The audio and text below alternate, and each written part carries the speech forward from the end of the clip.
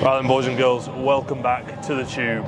Today we're in for legs. I've not done a session like this in a little while, sorry, a video like this in a little while, where I actually talk through the session, talk through the programming, decisions around the leg training. So first up, we've got the adductor. I personally do this so I can get more range when I get onto the leg press. I could do it at the end. I know a lot of people that prefer to do it at the end. Most of my clients do it right at the end, to be fair, or just before calves. But for me, I like it at the start, gets everything nice and warmed up, and gets the head in the game. So 2 sets on this to start off with, and a few length and range partials in the second set, which I'll tell you about in a sec.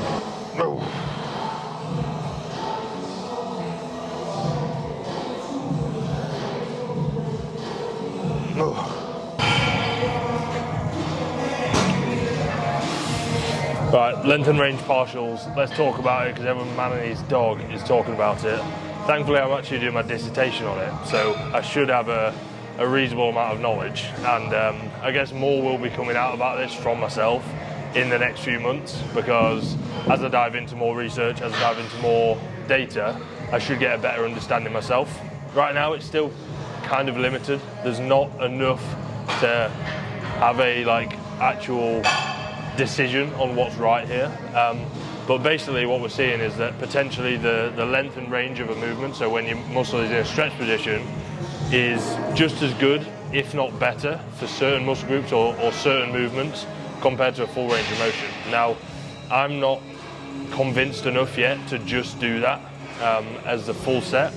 So something I've been doing recently is basically putting partials at the very end of the rep, almost at the very end of the set, sorry, almost as like an intensifier. So you'll see here, I'll go to failure, doing a full range of motion, and I will fail because I can't get into the short. So then to extend the set and get a little bit more out of it, I'll pump out a few more in that fully length and range. Oh.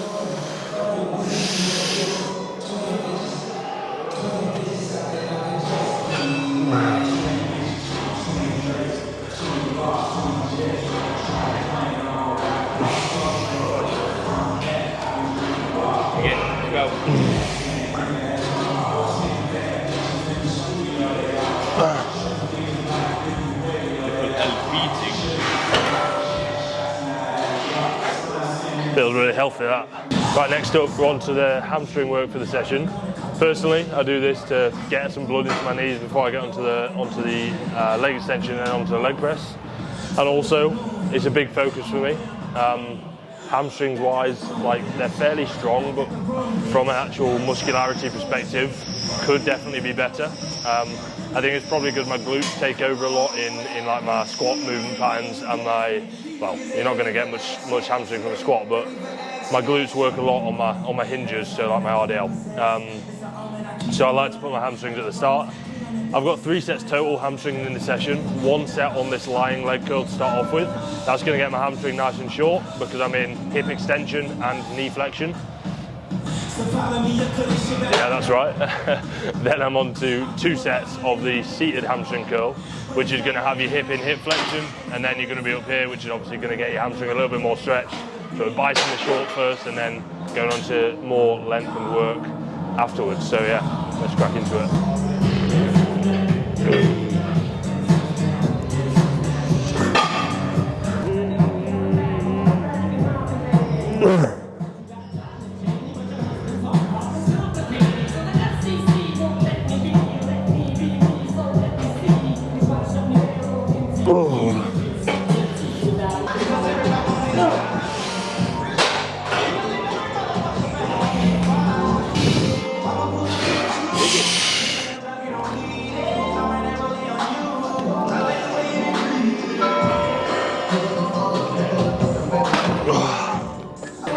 Come on.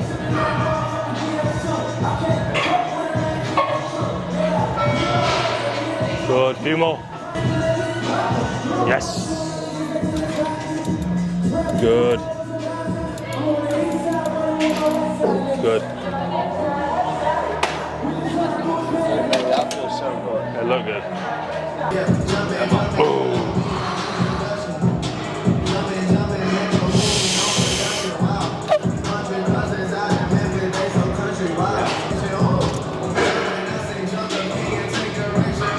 Oh. I'm so quick out of that length and range, even with the 2-second pause. I just can't get short. I don't know what it is, but like, my hammy connection is so Yeah. like, I don't understand how people Mine feels good, to be fair. Ow. Right, mate, you don't need to start walking. What? I was doing my whole legs. I was kind of struggling with that as well.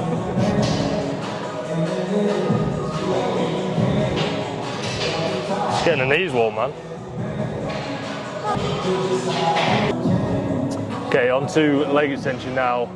2 sets here before we get on to the leg press. Actually, no, I think I've got to do 3, which is not ideal.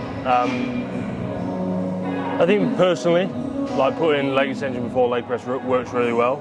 Like helps my knees not hurt when I get onto the leg press. But also again with the glutes like coming in, that happens a lot on the leg press as well. So it feels like getting in some solid work on the quads prior to getting onto the leg press just allows me to like actually put some really good focus on it. Now, the whole notion of like pre-exhausting a muscle to make it work more in the next exercise is probably not the best idea.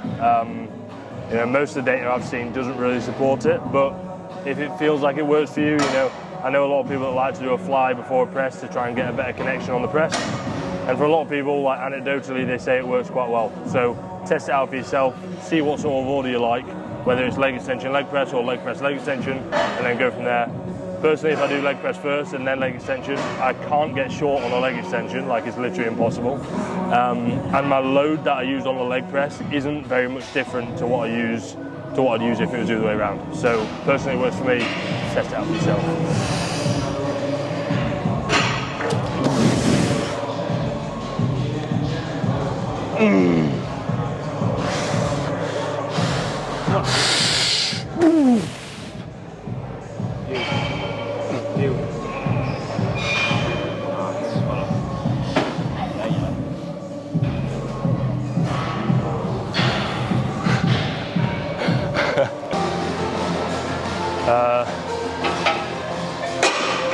So you're doing another warm or straight in? I'm going to do one more warm. Okay, stick on 6.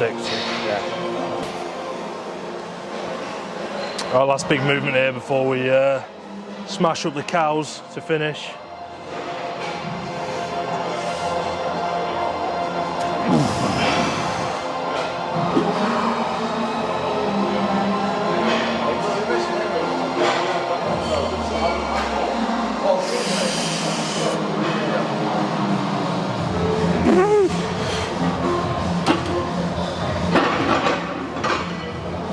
Last warm up on anything like this, make it absolutely fly, gives you confidence getting into the top set.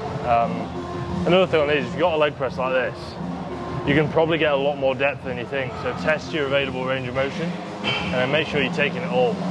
You'll see on my top set I try to go pretty deep on this and use everything I've got access to.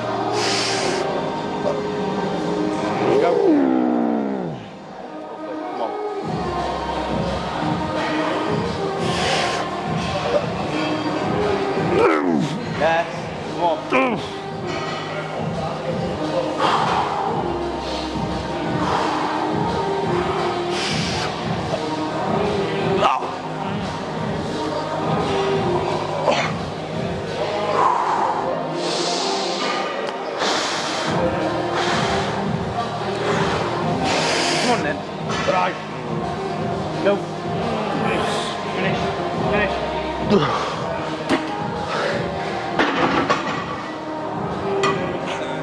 You helping with that one? Not really, no.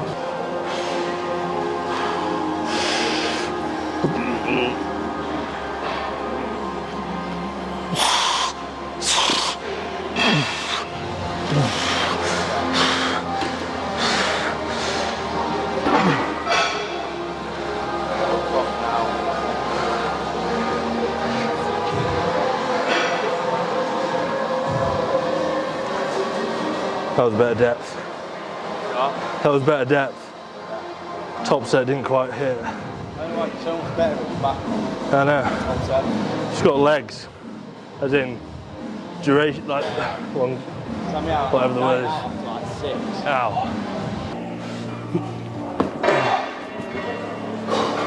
I was just saying there, back off, second set. Got way better depth than my first. I think mainly just I was thinking about it more. With this machine, it drops off loads as you get into the hole, because those weights swing closer to where it's kind of spinning around the pivot. So you're able to get a lot of depth without kind of risking anything in that really deep position. Because as you get more and more vulnerable in that depth, it drops off and gets lighter. So yeah, done and dusted, man. Onto calves, bosh out 3 sets, load of LPs there, and then we're done ski. Right, for some reason, someone's requested some absolutely horrendous tunage, and the volume is at like max, so probably the audio is horrendous, but we've got 3 sets of calves to finish, and I'm going to be doing a rest pause on the last one, and also I'm doing length and range partials at the end of each one. Again, this is a movement where it's really hard to get completely short, so to get my ankle all the way up to the top, it's very hard to do that, and I'm a lot stronger at the bottom. So I'll complete as many reps as I can, full range of motion, then finish off the set with length and range partials.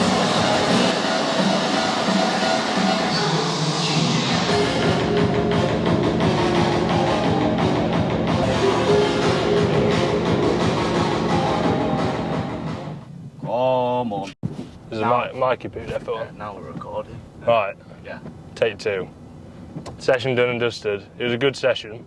Progress taken, even though I'm like 2 kilos down. Really, really big drops. Yeah, it was a good session, but like at the end of every leg session, you just feel like arse anyway. So maybe in like a few hours, I'll be able to tell you how it is. But I'm actually going to wrap the video up here. So hope you enjoyed. What the hell are you doing? Found something helpful? Hopefully you found it helpful. A few little tips in there. Give that session a go, and I'll see you in the next tube. Yeah, Ciao. Subscribe. Bye.